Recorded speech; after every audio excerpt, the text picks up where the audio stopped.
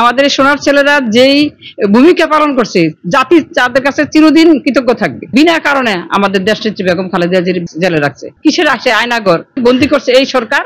তারা যেন আয়নাঘরে নিয়ে তাদেরকে, যে আয়নাঘর কিরকম কঠিন জিনিস ওরা যেন বুঝতে পারে। পুরান যত ঝামেলা আছে, জঞ্জাল আছে, এগুলা শেষ করে আমরা নতুন বাংলাদেশ চাই।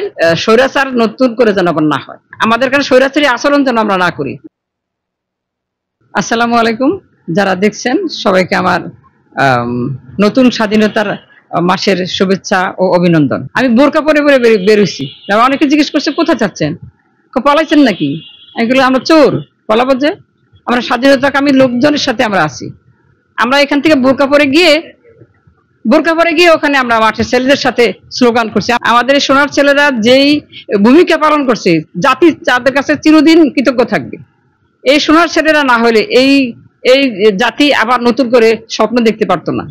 আমরা জালিম সরকারের আমলে আমরা বাস করছি, আমরা কোনো কথা বলতে পারি না, কোনো কিছুই করতে পারি না তাদের জন্য।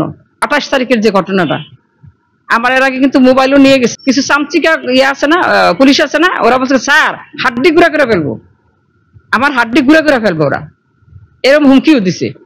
আমি বোরকা পরে চলে গেছি, আগের একদিন আগেই গিয়া অন্য জায়গায় ছিলাম, মিটিংয়ে ঠিকই অ্যাটেন্ড করছি। তা আমাদের মনে যে আমাদের দেশনেত্রী বেগম খালেদা জিয়ার যে অঙ্গীকার, সে এগুলা পূরণ করতে আমরা চাই। বিনা কারণে আমাদের দেশনেত্রী বেগম খালেদা জিয়ার জেলে রাখছে। আমরা কত মিছিল মিটিং আন্দোলন করছি ওনার জন্য, আমরা ওনার করতে পারি নাই। ছাত্রদেরকে আমরা দোয়া করি আল্লাহ যেন ওদেরকে আরো উত্তর সম্মান বৃদ্ধি করে এবং দেশ গড়ার কারিগর হিসেবে যেন ওনারা আত্মপ্রকাশ পায়, সেটা আমি ওদের জন্য সবসময় আমরা দোয়া করি। কত মায়ের সন্তান, তাদেরকে সালাম জানাই। যারা শহীদ হয়েছেন তাদেরকে আমি অজস্র সালাম জানাই। আমার হাজবেন্ড কিন্তু একজন মুক্তিযোদ্ধা ছিল, আমি জানি মুক্তিযোদ্ধা কিরকম কঠিন একটা জিনিস। সে জিনিসগুলো শিশু ছেলেরা পর্যন্ত এই আত্মহতি দিছে এই দেশের জন্য, এই জাতির জন্য।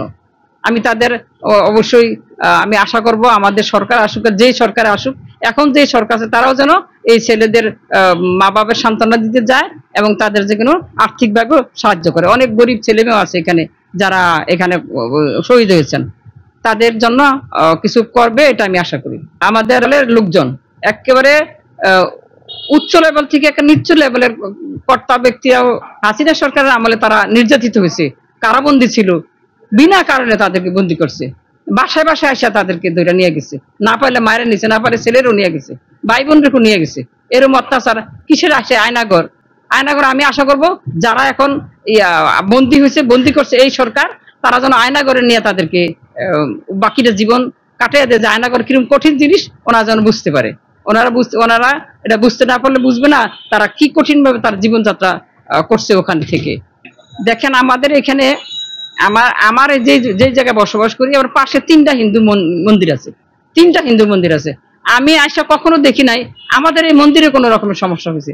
আপনি হয়তো দেখতে পাইছেন যে আপনি তো গেছিলেন, আপনি তো সাক্ষাৎকার নিচ্ছেন সবারই, আপনি তো গিয়ে শুনছেন যে আমি গেছিলাম। এই প্রত্যেকটা মন্দিরে গিয়ে আসছি, মন্দিরে সবার সাথে আলাপ করছি যে আপনাদের কোনো সমস্যা হলে আপনি আমাদেরকে ডাকবেন। বলছে কেন আপা কখনো সমস্যা হয় নাই, আমার মনে হয় বাকি জীবনে সমস্যা হবে না। আর যেখানে আপনি পাশে আছেন এখানে সমস্যার তো কথাই না। আপনাদের সাথে যে আমাদের একটা সুসম্পর্ক, এটা যদি কোনো চক্র যদি আমাদের বিরুদ্ধে কোনো কিছুকে বলে সেটা আলাদা ব্যাপার, কিন্তু আমাদের সাথে কোনো রকম আপনাদের সাথে কোনো দ্বিধা নাই, হবেও না। আমার কর্মকাণ্ড যতটুকু ক্ষমতা ছিল আমি করছি, কিন্তু আমার যতটুকু ক্ষমতা থাকা অবস্থায় আমাকে ওই কাজ করার সুযোগ আমাকে দেওয়া হয়নি। এখন দেখেন আল্লাহর রহমত থেকে, আল্লাহর তরফ থেকে আমার একটু কাজ করার সুযোগ আসছে। 7 তারিখ থেকে আমি আজ পর্যন্ত কাজ করে যাচ্ছি। আমার যেই আওতার ভিতরে আছে যে ওয়ার্ডগুলা, এগুলো আমরা চলমান রাখছি। আমি আশা করি বাংলাদেশ নতুন একটা বাংলাদেশ হবে। পুরান যত ঝামেলা আছে, জঞ্জাল আছে, এগুলা শেষ করে আমরা নতুন বাংলাদেশ চাই। আমি আশা করি স্বৈরাচার নতুন করে যেন আবার না হয়, আমাদের কাছে স্বৈরাচারী আচরণ যেন আমরা না করি। জনগণ আমাদের কাছে খুব একটা বেশি কিছু চায় না, আমাদের সেবা, আমাদের ভালোবাসা, আমাদের একটু কাজ যেটা আমাদের আছে, যেটা আমরা পারবো সেটাই যেন আমরা করি। জি, আপনি ভালো থাকেন, সবাইকে ধন্যবাদ। বাংলাদেশ জিন্দাবাদ, বাংলাদেশ জাতীয় দল জিন্দাবাদ, খালেদা জিয়া জিন্দাবাদ, শহীদ জিয়া অমর হোক, তারেক জিয়া জিন্দাবাদ। সবাইকে আসসালামু আলাইকুম।